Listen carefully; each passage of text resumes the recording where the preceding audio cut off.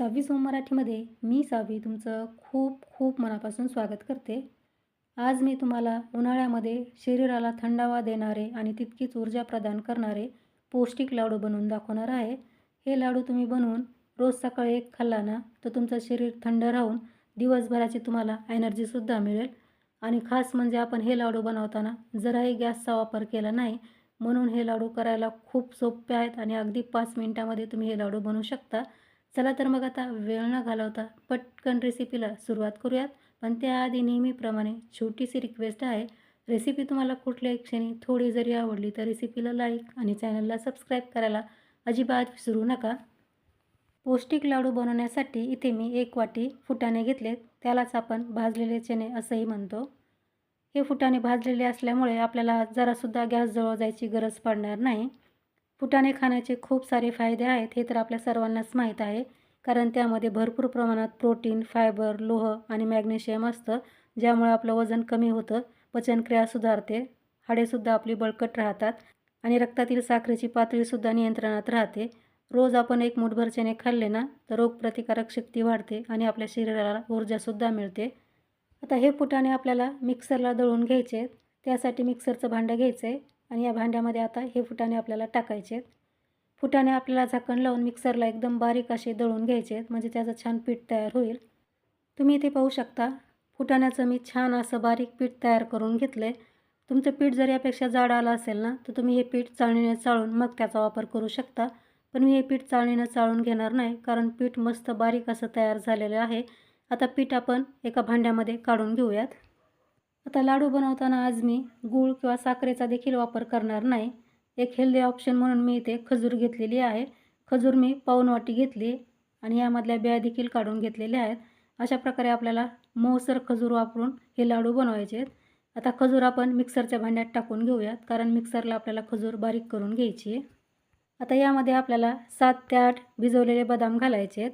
रोज सकाळी भिजवलेले बदाम खाणं आरोग्यासाठी अत्यंत फायदेशीर आहे, कारण यामुळे पचन सुधारतं, स्मरणशक्ती वाढते आणि शरीरातील खराब कोलेस्ट्रॉल आहे ना ते सुद्धा कमी होतं. आता 2 चमचे यामध्ये आपल्याला टरबूजच्या बिया टाकायच्या आहेत. त्यालाच आपण वॉटरमेलन सीड्स असंही म्हणतो. या बिया खाणंसुद्धा आपल्या शरीरासाठी खूपच फायद्याचं ठरतं. या बिया खाल्ल्याने आपल्या हृदयाचं आरोग्य सुधारतं, रोगप्रतिकारक शक्ती वाढवण्यास मदत होते, हाडे मजबूत होतात, त्वचा व केसाचे काही तुम्हाला प्रॉब्लेम असतील ना ते सुद्धा दूर होतात. आता 1 टेबलस्पून यामध्ये आपल्याला खसखस घालायची आहे. त्यालाच आपण पॉपी सीड्स असंही म्हणतो. खसखस खाणंसुद्धा शरीरासाठी खूपच फायद्याचं ठरतं. खसखस म्हणजे औषधी गुणधर्मांनी परिपूर्ण आहे, ज्यामुळे आपलं शरीर थंड राहतं, आपल्याला झोपही चांगली लागते. यामध्ये भरपूर प्रमाणात कॅल्शियम, लोह आणि ओमेगा 3 सारखे पोषक घटक आहेत, ज्यामुळे रोगप्रतिकारक शक्ती वाढते. सांधेदुखीमध्ये सुद्धा आपल्याला आराम मिळतो. सोबतच यामध्ये मी 3 ते 4 विलायचीसुद्धा घातल्यात. आता आपल्याला 2 चमचे बडीशोप देखील यामध्ये घालायची आहे. बडीशोप घालणं पूर्णपणे ऑप्शनल आहे. तुम्हाला आवडत नसेल तर नाही घातली तरीसुद्धा चालेल. पण बडीशोपमध्ये सुद्धा खूप सारे औषधी गुणधर्म आहेत आणि शिवाय आपल्या लाडूची चवसुद्धा या बडीशोपमुळे वाढते. आता आपल्याला झाकण लावून याला चांगलं बारीक असं वाटून घ्यायचं आहे.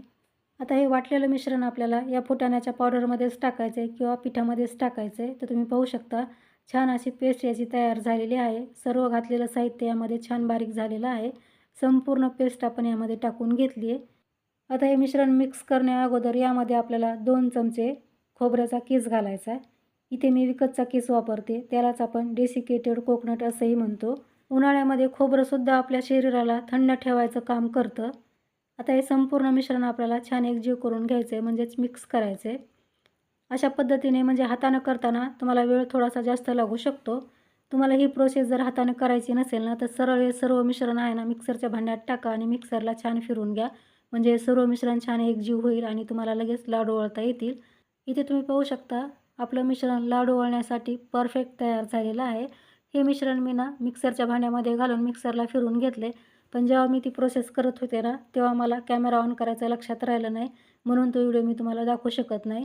तुम्हीसुद्धा मिक्सरच्या भांड्यात घालून हे मिश्रण छान अशा प्रकारे एकजीव करून घ्या, म्हणजे तुम्हाला लगेच लाडू वळता येतील. तर तुम्ही पाहू शकता छान याला बाइंडिंग आलेलं आहे.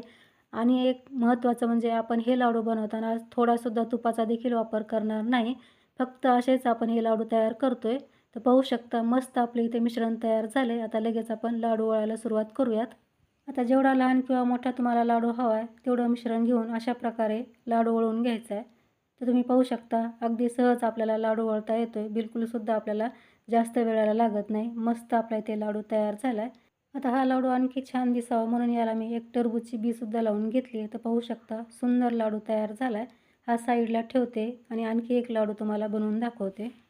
आता मुलांना उन्हाळ्याच्या सुट्ट्या देखील लागल्यात, तर मुलं दिवस उन्हामध्ये खेळत असतात. म्हणून तुम्ही सकाळी रोज हा लाडू मुलांना खायला द्या.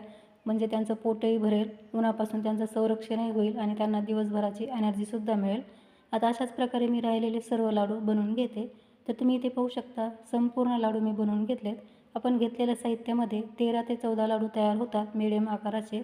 तर खूप सुंदर हे लाडू तयार होतात. आपण जरासुद्धा गॅसचा वापर केला नाही किंवा यामध्ये तूपसुद्धा घातलं नाही तरीसुद्धा लाडू पहा काय मस्त तयार झालेत.